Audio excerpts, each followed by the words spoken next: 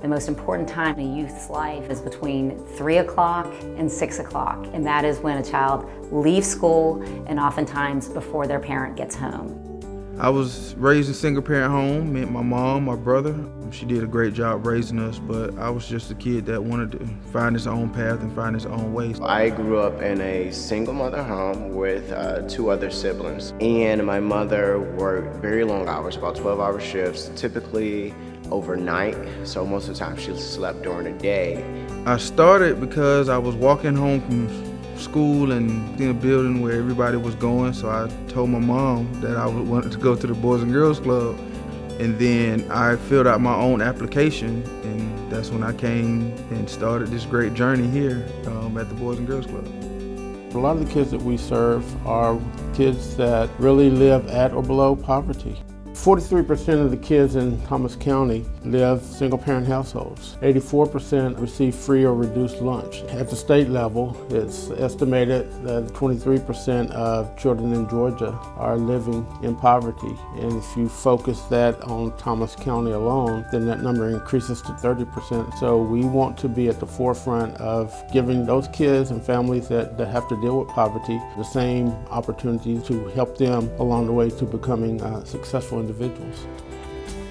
We've allowed families to know that their child is safe, known, loved, and challenged. And those kids know from the moment they walk into that door until the moment they graduate that they are loved and that everyone believes in their future. I think the Boys and Girls Club is very responsible for helping prepare kids and providing a place for them to go, to be trained and to be taken care of. Before I came here, I was on the wrong path.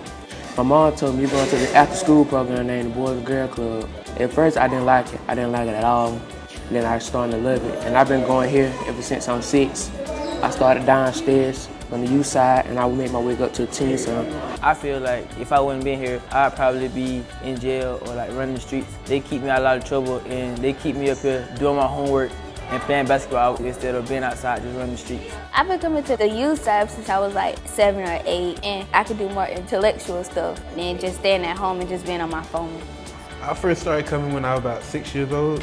I started on the youth side, and before I came here, I was a little troublemaker. They taught me how to do a lot of different things. I'm glad that they did, because like a lot of stuff I wouldn't have learned, or like a lot of trouble I probably would have been in right now. I know she would have a big smile on her face. She was always about how you give back to the community, and the Boys and Girls Club teaches that to the young people that come.